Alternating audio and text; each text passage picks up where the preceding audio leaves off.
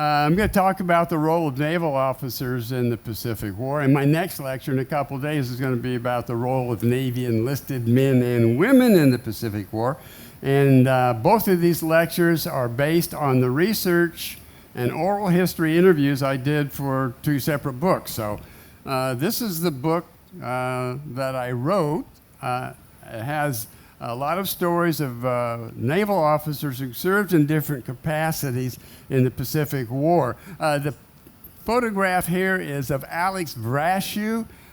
He was a graduate of DePaul University, and he lived in Ramon, California, not too far. It's on the east bay of San Francisco, if you're all familiar with that. But for 4 months during the war, he was the Navy's top fighter ace in the Pacific with 19 kills. And then until he was shot down by ground fire in the Philippines later in the war. And then they sent him back to the States to become a flight instructor for the rest of the war. In the meantime, a couple other guys came in and passed him up in terms of a number of kills. But I'll say more about him in a few minutes. But I want to just give you some ideas to what the sources of the officers were going way back to the early part of the country. Now, originally they would have what they call midshipmen. These were sometimes really young kids in their early teens, and they were sent out to the fleet and kind of turned over to officers, and it was on-the-job training. They learned how to be sailors. They learned how to navigate. They learned all sorts of gunnery, and you name it. The youngest that I know of was Admiral Farragut. He was 9 years old when they sent him out to sea as a 9-year-old. My God. Anyway, but he must have liked it. He must have been a pretty tough kid to survive that sort of life, because during the American Civil War, he was a naval hero on the Union side. In fact, the Naval Academy didn't get started until the 1840s, and it was very small. It was just a few buildings. There were just a few midshipmen and very few professors. This is less than a generation before the American Civil War. It was the biggest and bloodiest war in U.S. history up until the present. And they really couldn't supply enough officers to man a growing Union fleet. And the main purpose of the Union fleet was to blockade the Confederate states. But of course, after the Civil War, like we do in most wars up until the present, we reduced the size of our Navy and the size of our Army, so you didn't need that many. But then we got into World War I. Of course, the Naval Academy expanded by then, but still, we really couldn't produce enough qualified naval personnel to man the new ships and submarines that we're building. After World War I, they got the idea that, well, why don't we take university students, not necessarily people who go to the Naval Academy, and institute a sort of an academic program. While these students are going to university, majoring in whatever, they could also attend classes and learn things about becoming a naval officer, take classes in navigation, go out on summer cruises and learn that way. So that started in 1926. And then as we got closer to World War II, and it became obvious that aviation was going to play an important role in any future conflict, they instituted the Naval Aviation Cadet Program, or the V5 program, in 1935. You see, by then we had the old Langley, we had the Saratoga, the Lexington, and soon we were going to have the Yorktown and the Enterprise, and they were already laying down plans for building the new Essex-class aircraft carriers, which would carry the bulk of the fighting during World War II. They also had the Ranger, which was the first U.S. Purpose-built aircraft carrier built from the keel up. And by 1939, war is starting in Europe. And under the Roosevelt administration, they came up with this program where individuals going to university, if they wanted to learn how to fly, they could go to a local airport, and civilian instructors would teach them how to fly, and the federal government would pay for it. So I'm going to give you some examples of some of these. But then as we really got into the war, when we were building ships and we were building planes, neither the Naval Academy nor the NROTC or any of these other programs would really keep up with the need for officers to man these ships and planes of all shapes and sizes. So here we get into 1943, and they came up with the V-12 program. People who graduated from that were called 90-day wonders. A lot of them were already in university, or in college, excuse me. And basically, while they're going to college, they could take these cram courses on how to become a naval officer. I mean, I don't know how much you can learn in 90 days because that was the equivalent of an enlisted individual's boot camp. But quite a few people got through. And then there's the case of the Mustangers. These are people who go into the enlisted ranks, they stay in the Navy, they work their way up through the enlisted ranks, and then in wartime, quite often, they became warrant officers and then maybe ensigns. Some of them went right on to become of higher rank, lieutenant commanders, commanders. So in this lecture, I'm going to give you examples of some of these. And during the Depression years, there wasn't really much money for anything in the military. In fact, the lower half of the graduating class of Annapolis in 1933 was discharged upon graduation. I don't know if they got their commissions and they were discharged. A lot of them went into the reserves. Of course, as we got closer to World War II, some of these individuals were called back. I just don't have exact numbers on those. But May 1934, there were fewer than 6,000 naval officers in the entire United States Navy. But by the end of World War II, you can see that there were well over 300,000 of them. Of course, the majority of them got out as soon as the war was over. And you can imagine quite a few of those were probably 90-day wonders. Now, here's an example of somebody who went through the V-12 program. Ensign John Harrington, I think he was in his third year at some university back on the East Coast. He got his draft notice. As soon as he got that, he ran down to the Navy recruiter and raised his hand.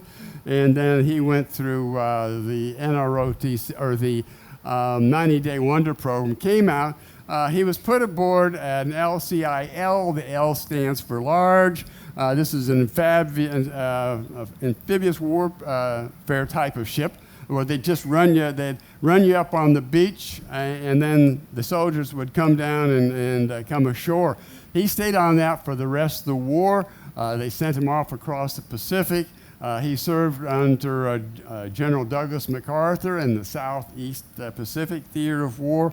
He was involved in landings in Papua New Guinea and later in the Philippines when MacArthur finally returned there. Now, a lot of the people, including him, really didn't have a lot of experience. Some of them had never seen the ocean before. Some of them had never been on a ship before. But it was wartime, and everybody realized, I think, that in order to survive, you better learn your job really quick. And one of the things that the Navy did, though, they may not have put regular Army officers on a small ship like that, but they would at least have regular Navy enlisted personnel who came aboard, and you might have half the crew would be regular Navy. The other half might be some kids fresh out of boot camp or some reservists who came aboard. So the guys who knew their job would then mentor the other people so that they could get up to speed really quick.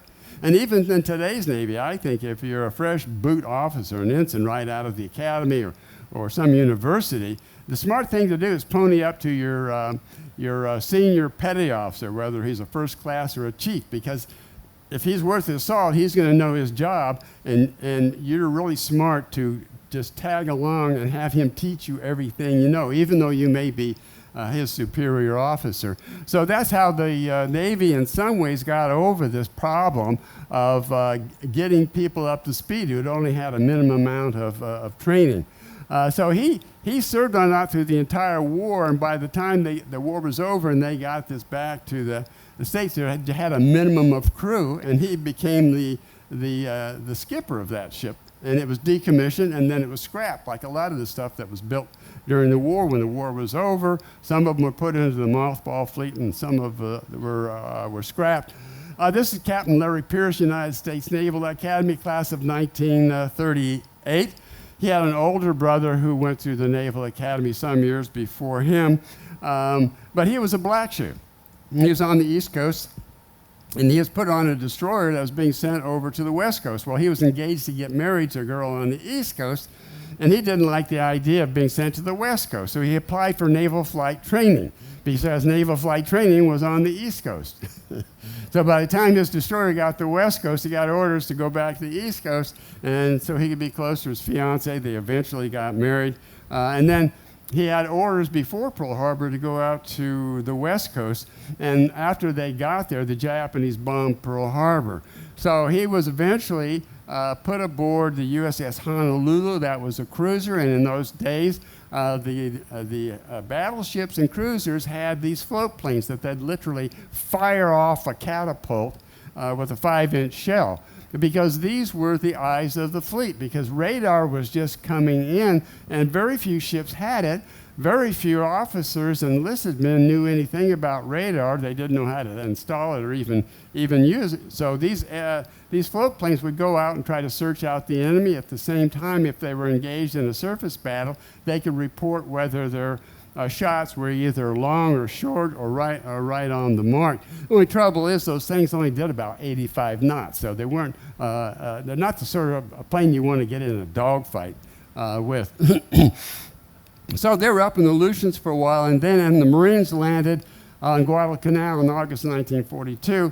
All the battleships and cruisers that were in the area, they took all these float planes off, sent them over to Tulagi, which was just about 20 miles south of Guadalcanal off the bigger island of Florida. And they turned them into a squadron of float planes. And he was only a Lieutenant JG at the time, and he was squadron commander of this squadron called Ringbolt, because Ringbolt was the code name for Tulagi. He was out there for quite a while. And basically, their purpose was to go out and patrol and look for enemy submarines or any sort of enemy activity.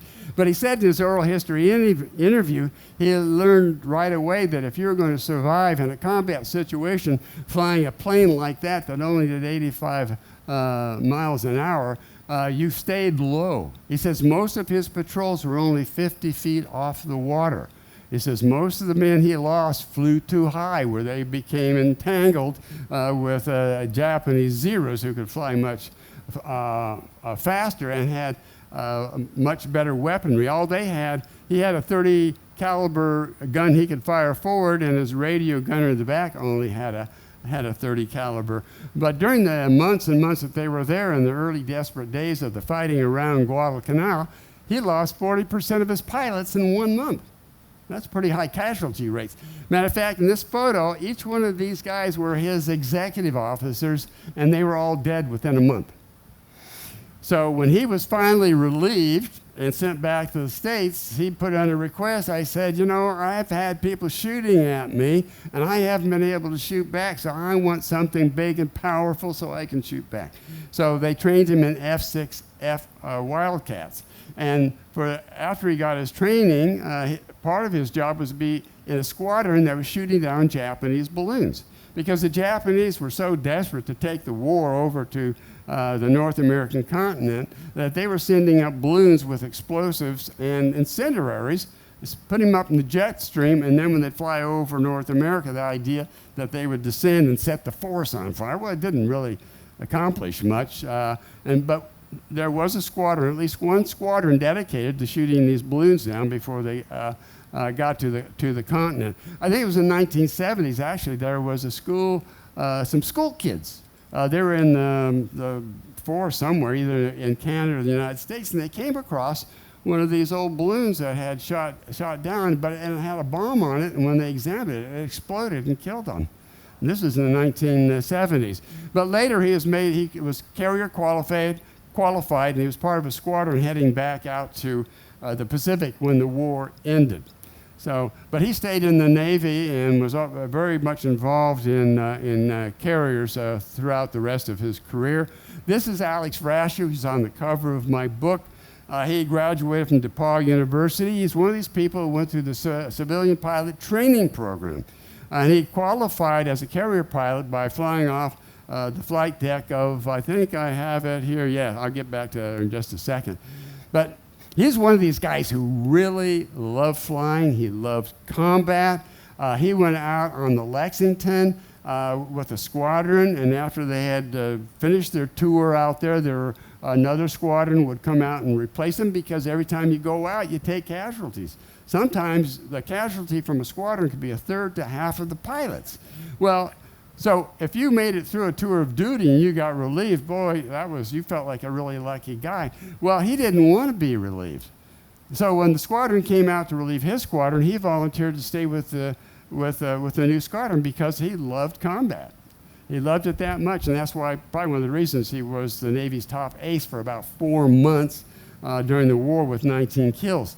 Now, during the Marianas campaign, when the Marines and the Army landed on Saipan on 15 June 1944, the Japanese fleet under Admiral Ozawa left the Philippines and headed east in order to break up the landings and prevent the Allies from taking the Mariana Islands. They knew the game was up if they couldn't hold the Marianas, because the B-29s, they knew about the B-29s, would then start launching raids against the Japanese home islands.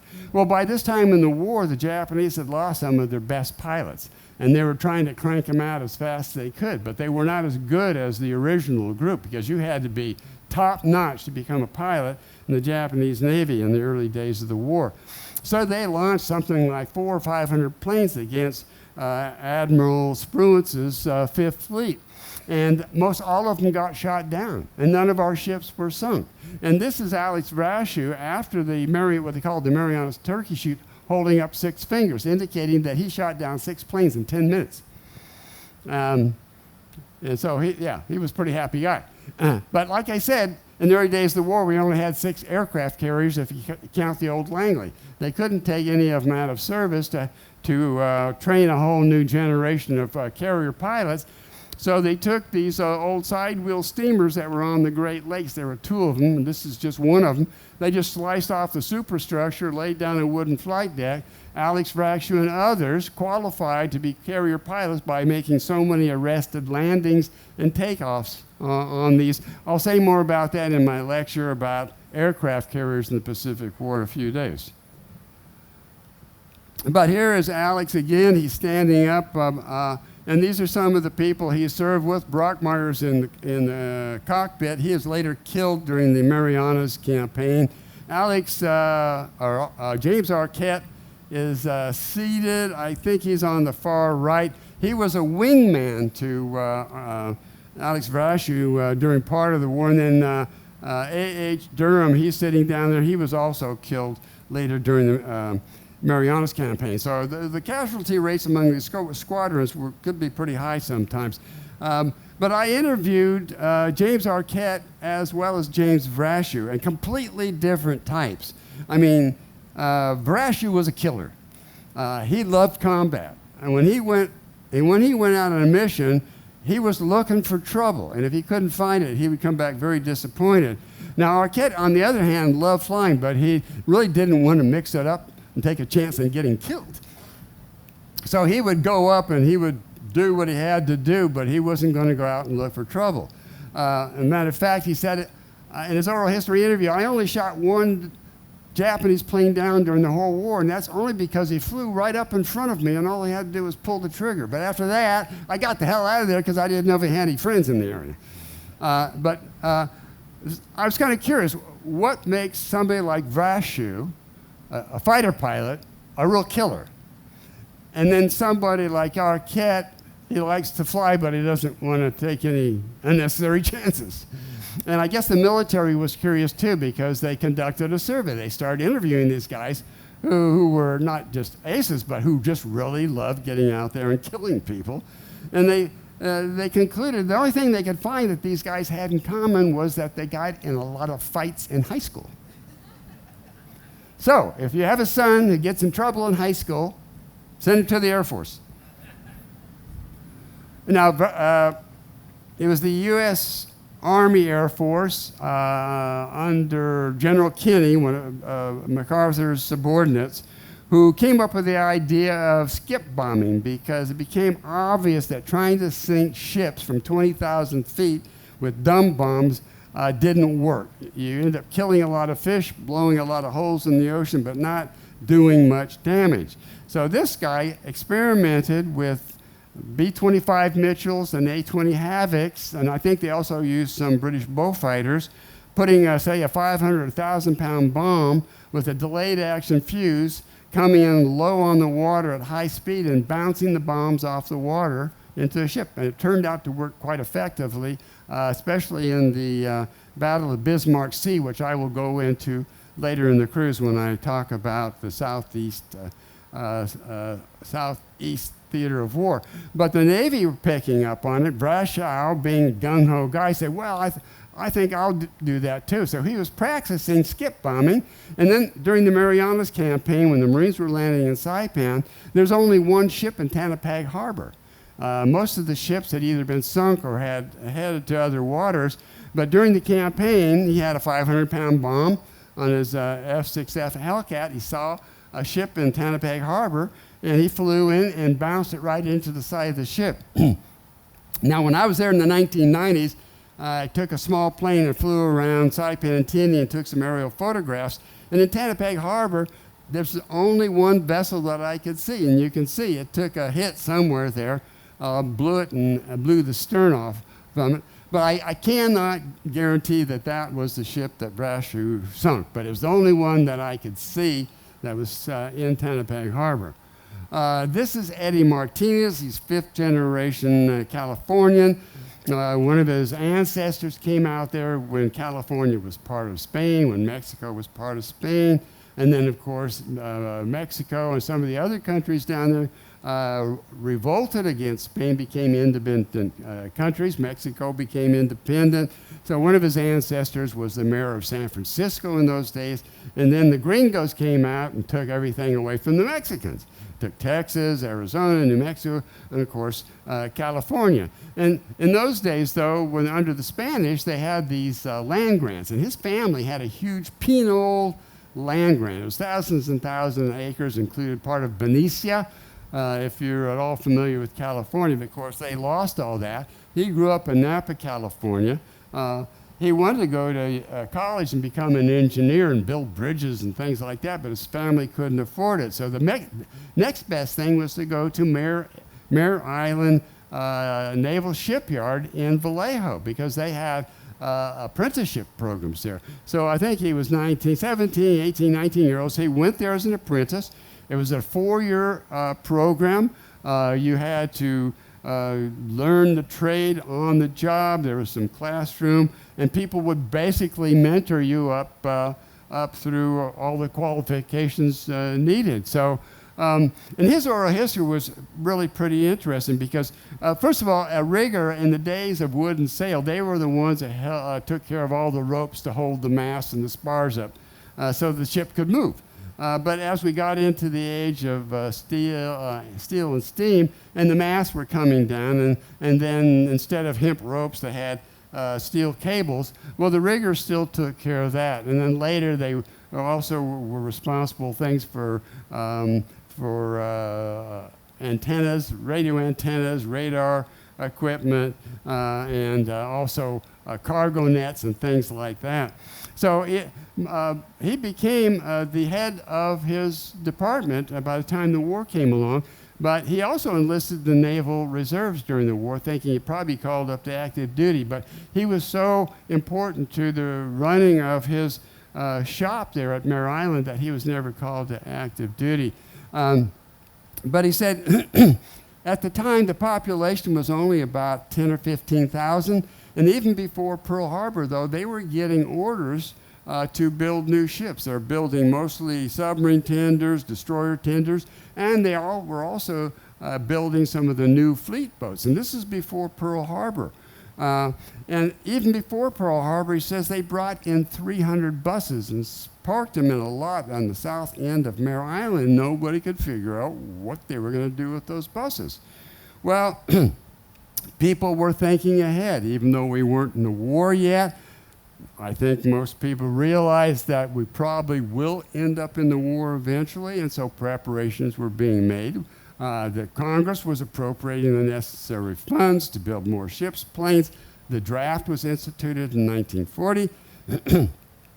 And then when Pearl Harbor did come, all of a sudden, the population of Vallejo just exploded, but there was no place for them to live.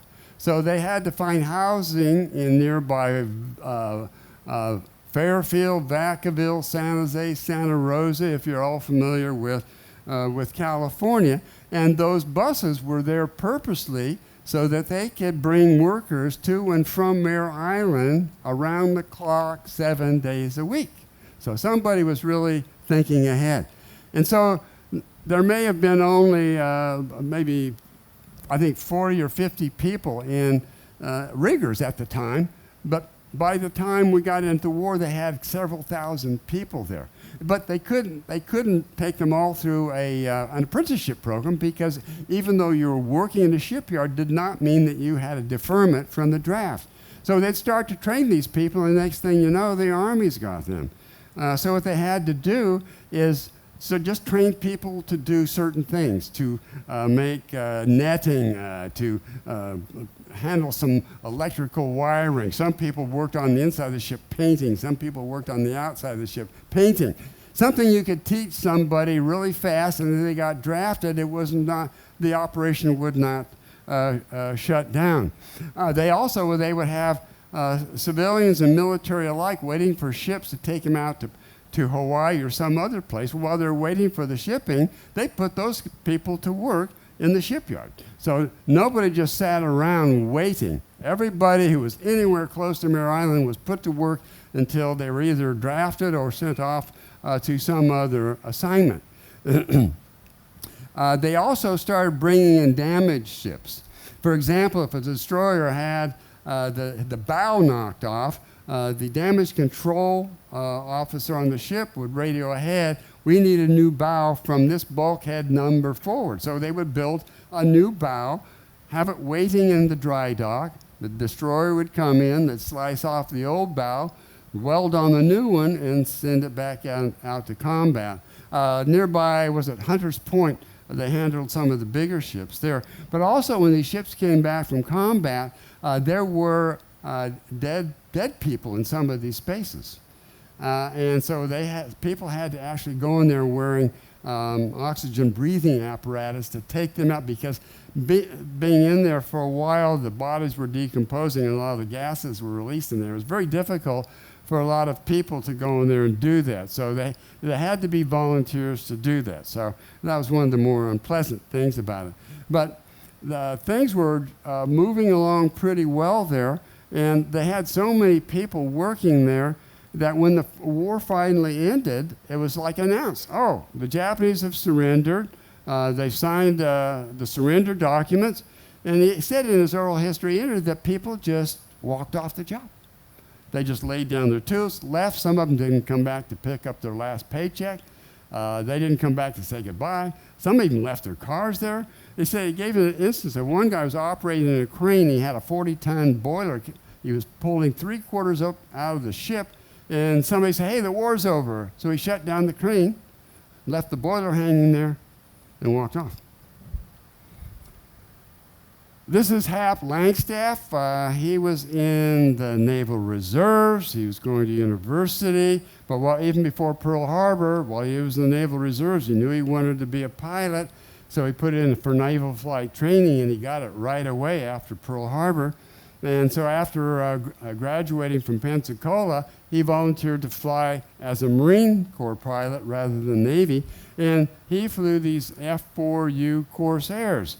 When it was first developed, it just didn't work out as a carrier plane because of the long struts, and it had a real powerful engine, so it tended to stall towards the right if you let up on the gas. So they turned him over to the Marine Corps to fly off the land, and so he qualified in the Corsairs at Santa Barbara. Has anybody been to the airport in Santa Barbara? Okay, well, probably, I guess not. But anyway, the airport, that was a Marine Corps fighter base there. And with the campus, University of California campus there, that was a Marine Corps base. Matter of fact, when I was a student there in the early 70s, there were still wooden structures left over from when it was under the Marine Corps. We were still using those at those times for various reasons. But he was a short guy. and he climbed in the cockpit and couldn't see out. And so, but they said, well, you have to figure it out. You're here. So basically, besides his parachute, he put a cushion under his butt, one behind his back, so he could see out.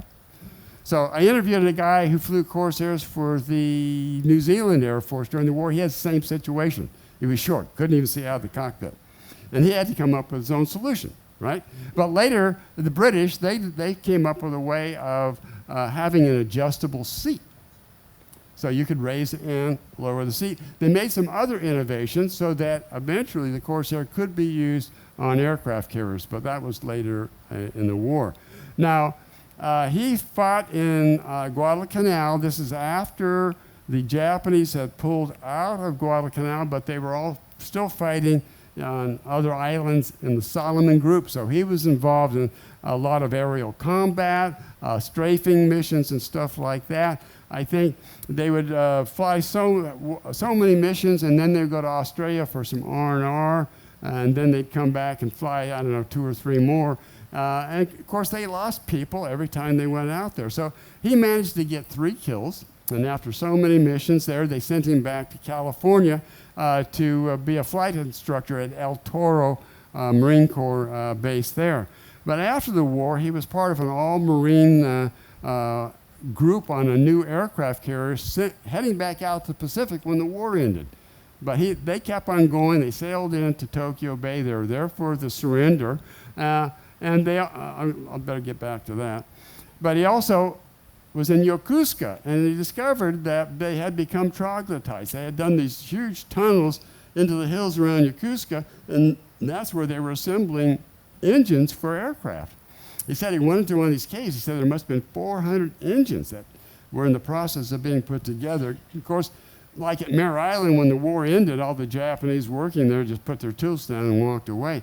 But he also walked into a vault that was in there. And in there, he said he found detailed blueprints of just about every aircraft in our inventory. And in his oral history interview, he was convinced that the Japanese had spies. How else could they have gotten those detailed blueprints? But then I found out later, well after I had done his oral history interview, that the Japanese had the Army Aviation Technical Research Institute. What you're looking at there is an American B-17 bomber with Japanese markings. And it's what happened, especially in the early days of the war, as the Allies were retreating from the Philippines and the Dutch East Indies, they left a lot of aircraft behind. Some of it was intact, a lot of it was damaged, but even the damaged aircraft, they would cannibalize them and put them together and make a flying machine. So there are records of things like B-17s and B-24s and other Allied aircraft that the Japanese were actually flying. And here's an example of that. So where Hap thought they had spies, basically, they were just had captured a number of Allied aircraft and put them to use. This is Ensign Stanley Hogshead. He's a Naval Academy graduate of 42. This was a 3-year class because as we got into the war, they shortened the curriculum at Annapolis.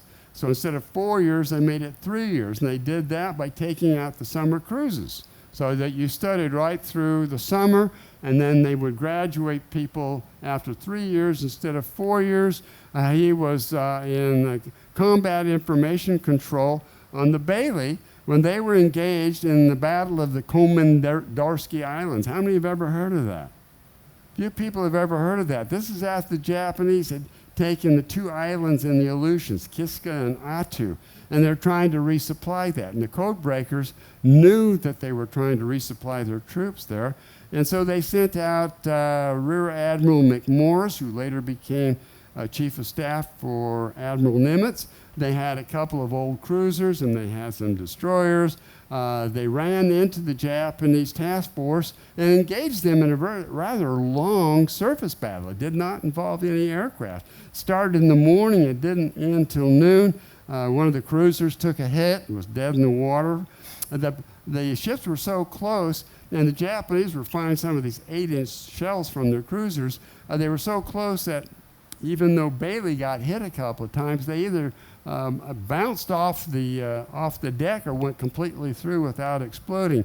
But they did start taking in water, and they were very nervous that they were going to be sunk out there. And of course, in those waters, the water's pretty cold, so the chances of surviving in those cold waters if you got sunk was not very good. But for whatever reason, the Japanese task force commander disengaged after about 6 hours. They think the reason was that American aircraft were being called in, and he didn't have any air cover of his own. So he retreated, and lucky for them, they did. Otherwise, hogs had probably might not have survived the war. But the Japanese task force commander was then later relieved of his duties for having retreated like that. He stayed in the Navy. He saw a lot of combat in the Pacific. By war's end, he had had enough of combat. I think he'd had enough of the Navy because he had friends killed. He had a lot of close calls himself, so he got out of the Navy and became a banker. He thought that was a pretty safe place to be after what he had been through. Chester M. Nimitz. Now, before he became well known, he was the first person to head up the Navy ROTC program at Berkeley. It was sort of an experiment, and it worked out pretty well. So later they extended the NROTC program to other universities, including Harvard, Northwestern, any number of them. And he started off as a submariner. He was a submarine diesel expert in the early days of his career, but he did a pretty good job of it. And one of the other people I interviewed was Captain William Meyer. William Meyer's family and the Nimitzes were very close because his father was teaching navigation and other courses at UC Berkeley in helping Nimitz with that early program. He went to high school with Chester Nimitz Jr. Their families were close. They got together socially quite often, and then after graduating from high school, Chester Nimitz Jr. went to the Naval Academy, but he enrolled in Berkeley in the NROTC program. Not only that, he was in the reserves for a while because this is in the early to mid-30s, but as we got closer to Pearl Harbor, he was called back to active duty, and he was serving on some supply ship initially. But then I think Pearl Harbor was bombed. Admiral Nimitz was still at the Bureau of Navigation. He hadn't come out to relieve Admiral Kimmel yet following the bombing at Pearl Harbor. And so he wrote a personal note to Admiral Nimitz when he was still at the Bureau of Navigation. He says, I hear there's a new type of ship. It's called a PC. I was wondering any chance I could maybe get orders to that. And we had destroyers and we had destroyer escorts. They served really vital purposes, but destroyers took a while to build. Destroyer escorts, they could shorten the time. And then they say, well, we want something that's even faster to build. So they came up with the idea of these patrol craft. It's sort of be the equivalent of a British Corvette. They were smaller even than the destroyer escort, and they just pumped them out as fast as they could. They made so many of them, they didn't even give them names. They just gave them numbers. So Myers, as a Lieutenant JG, he not only did he receive orders directly from Nimitz to report to PC 476, his order said, you are the skipper of the ship. So he got there. There were only, I think, 2 or 3 other officers. They were like 90-day wonders. They didn't know shit from Shinola. Sorry, my language. They had enlisted personnel, but again, they had maybe reservists, a few kids fresh out of boot camp, but then they had regular Navy personnel who would mentor these kids so that they could learn the job. Myers was the only one that had NEC experience, so he had to mentor some of these young officers fresh out of their 90-day wonder program. They made it through the Panama Canal. They were out in the Pacific during the early days of the fighting for Guadalcanal. And one of their assignments was to meet the U.S. submarine Nautilus somewhere in the middle of a dark night off Bougainville, I think it was, because a lot of planters and missionaries got stuck on a lot of these islands when the Japanese moved down and took them so fast. So they had these Australian coast watchers who managed to arrange for this Nautilus, as one of the biggest submarines in the U.S. submarine fleet, to meet off the coast of the island. They would flash red lights or something, and then the Nautilus would answer it, and then they brought these missionaries and these planters and their families out to the Nautilus and got them safely away from the Japanese-held island. Then they had to rendezvous with PC-476, who then took them on to Guadalcanal, and then eventually these people made their way back to Australia or California, wherever they came from. But he was the plank owner of not only this. Plank owners means when it's first commissioned and you're the first crew, you're a plank owner. But he commanded a couple of more of these. And later, after the Indianapolis, have I mentioned the Indianapolis to you before? That was a cruiser that delivered the first parts to the first atomic bomb, Titanium, that would be loaded on Enola Gay and be dropped on Hiroshima. After Indianapolis left Tinian, they went to Guam, just to the south. They were ordered to sail west to the Philippines. Captain McVeigh of the Indianapolis requested an escort. He was told they didn't have one. Halfway between Guam and the Philippines, a Japanese submarine sank the Indianapolis, rolled over in 15 minutes with the loss of almost all hands, and a lot of them were young kids fresh out of boot camp. Anyway, it was a Ventura bomber. It was on routine patrol in the area, saw an oil slick, investigated, saw that there were people down there, radioed that there were people in the water here. So Captain Williams on his ship, the Ringness, and several others got there and pulled these guys out of the water. They'd been there for 4 days. They were never reported as late arriving in the Philippines. So a lot of them went down with the ship, but a lot of them were eaten by sharks during the 4 days there. And among the first people to take out of the water was Captain McVeigh by Williams. Now, Captain McVeigh was later court-martialed for losing his ship. He's the only captain in the U.S. Navy who was ever court-martialed for losing his ship in combat. And basically, he was court-martialed for political reasons because the parents were writing angry letters to the Navy, the president, members of Congress, demanding some justice because their kids didn't make it through the war. So he was court-martialed. His career was over. He later committed suicide.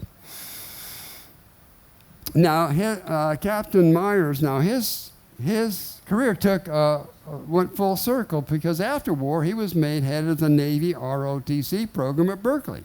Admiral Nimitz was retired and living nearby.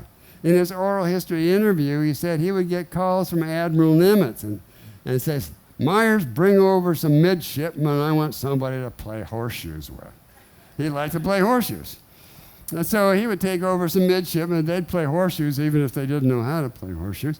And Mrs. Nimitz would then be baking bread in the kitchen, and afterwards they'd go sit around the living room and eat fresh baked bread and reminisce with one of the great naval heroes of the 20th century.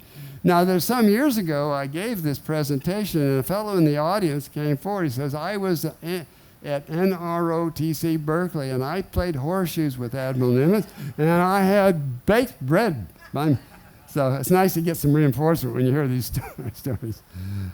This is Lieutenant Van Dusen. He was a gunnery officer on USS Twining destroyer. They were actively involved in the Marianas campaign. They provided fire support for the Marines as they were moving up the coast of Saipan. If they ran into resistance, they would call in destroyers or cruisers and give them the coordinates and ask them to blast it so they could keep moving. So that's what he did for a good part of the Marianas campaign. And also, he told me, though, as the Japanese were being pushed up towards the north end of the island, that's where people were jumping off Suicide Cliff, and the ones coming around the coast were throwing their children into the ocean and jumping after them. He said when they would go around the north end of the island, he describes it as a Sargasso Sea of dead bodies. They actually tried to pull some of the women and children out. I don't know how successful they were because they were pretty determined to commit suicide. This is Captain Joseph B. Drachnick. He grew up on Browns Valley Road in Vacaville, California. I used to live in Vacaville, California. I used to belong to a tennis club on Browns Valley, and that's where he grew up. But his oral history interview, he doesn't remember his father because he took off sometime, and he has no recollection of him, and his mother was really struggling trying to support him and an older brother. But he was a pretty bright guy. He was did well academically and athletically at Vacaville High School. He was student body president. He went to UC Berkeley for a while, but his mother had no money. He was trying to work and go to school at the same time. It wasn't working out. Then a local congressman by the name of Buck had a competitive exam for anybody interested in going to the Naval Academy. Something like 140 people took that exam. He came out with the highest score, and he went to U.S. Naval Academy, class of 1942. His first assignment was USS Zane, a destroyer minesweeper. It was an old Clemson-class destroyer, actually, left over from World War I, but they took one of the boilers out of it and put in some minesweeping equipment. He was sent out to Guadalcanal during the early days of the fighting there, and he spent a whole year there doing various jobs, anti-aircraft fire, also going back and forth between Espiritu Santos and Guadalcanal, bringing back needed supplies for the Marines and the Navy back there. He was out there for a whole year. That was his first assignment, and his relief was a fellow by the name of Herman Wouk. Has anybody never heard of Herman Wouk? Okay, I hope you have, because he wrote the Caine Mutiny, and it was made into a movie. Caine Mutiny is required reading at the Naval Academy. It's a lesson in leadership. Herman Wouk wrote Caine Mutiny while serving on the Zane. Kenneth Barden, he was in Naval Reserves. He was on an amphibious ship. They would take soldiers and Marines to various islands where they were going to be put ashore in their landing craft. He was in Okinawa. This is Ernie Pyle on the left. Anybody ever heard of Ernie Pyle? Okay, very good. Got an educated crowd here. No, but he served out the war in Europe. He was writing articles for local newspapers. He wrote books. He's sort of like an oral historian like me. He'd get to know the average GI. He would interview them, get their stories, turn them into book form. And then after the war was winding down in Europe, he went out to the Pacific in the waning days of the fight out there. He had just gotten out of there. Barden gave him a ride to the shore in Okinawa, and a couple weeks later, on a small island nearby, he was shot and killed by Japanese snipers. This is Bernard Isaacs. I told you about the V-12 program. These guys are at university. They'd rushed them through a 9-day program, and they came out as ensigns, okay? Well, they had a shortage of chief petty officers, too. See, between the war, when we didn't have much of a Navy, you could go in as a seaman recruit, and you might, after 20 years, you might be only a third or second class petty officer. If you made it all the way to chief during the interwar years, you're doing pretty good. But during the war, we needed a lot of chief petty officers, so they actually instituted a program where you could go through 90 days and come out a chief petty officer. Well, Bernard Isaacs, his parents were Jewish immigrants. I think his father or his grandfather was a rabbi from Lithuania, and his mother was from Germany. They lived someplace in Wisconsin. And anyway, he got into the Vic Tanny Chief Petty Officer program, and his first assignment was to mentor one of the first 13 African Americans to be commissioned in the United States Navy. And they thought he did such a good job. They said, you did such a good job. The guy you mentored is doing really well. And actually, of the 13, only one of them stayed in to make a career at the Navy after that. They say, well, you can pick your next assignment. What would you like to do? And he says, well, I'd like to become an officer. So after 30 days, he became a chief petty officer. And then 30 days later, he became a commissioned officer. And he was put on an LST, I think, landing ship tank. He was involved in the landings in Leyte in the Philippines when MacArthur returned to the Philippines. Anyway, he was ashore there. There was a lot of fighting going on. The Japanese first started using kamikazes in the Philippines. And there was a B-24 based nearby. He had never been up in a plane. He got to know some of the pilots, and they said, hey, do you think I can go up with you sometime? And he thinks they were pulling a trick on him because they put him on a B-24 that was piloted by a fellow by the name of Lieutenant Elder. Now, this squadron was dedicated to patrol and reconnaissance. They were not supposed to go out and bomb people. They were supposed to watch for enemy ship movements in the Philippines. And if they found some Japanese ships, they would radio back, and then they would send out surface ships to deal with them. Well, Art Elder didn't like just going on patrol and reconnaissance. He liked to get into the action. So he made sure all of his 50 calibers had plenty of ammunition, and he carried a bomb bay full of 500-pound bombs. So if he found enemy ships, he would go in and bomb them and strafe them. And Isaacs was not quite prepared for this. He thought he was just going to go out on a routine patrol. He talked to some of the crew. They didn't like flying with this guy, Art Elder, because they had been taking casualties. But he'd fly in and try to bomb these things. And he always flew with a Cocker Spaniel. And he noticed that when the 50 calibers opened up, the Cocker Spaniel would put his paws over his ears. But he was thinking, I'm in quite of a mess here, because his older brother was a POW in Germany, and the skipper of a ship didn't even know where he was. So he was very happy to get back to his ship. Later, after my book came out, I got an email from a woman in Austin, Texas. I think she was at the University of Austin. She was a librarian. She had a copy of my book, and she says, this guy Art Elder is my uncle. And she gave me his phone number. So, and he described those days. Oh, those were the fun days, man. And after the war, things got kind of dull. Mustanger, this is Lieutenant Commander Warren Decius. He was 90-something years old when I interviewed him. He enlisted in the Navy in the 1920s, stayed in all through the 20s and 30s. He was a Navy corpsman. He worked his way up through the ranks, and as the war came along, they made him an ensign. And by the time he retired in 1954, he was a lieutenant commander. He worked his way right up through the ranks. This is Gaylord Whitlock. He had his PhD in chemistry even before Pearl Harbor.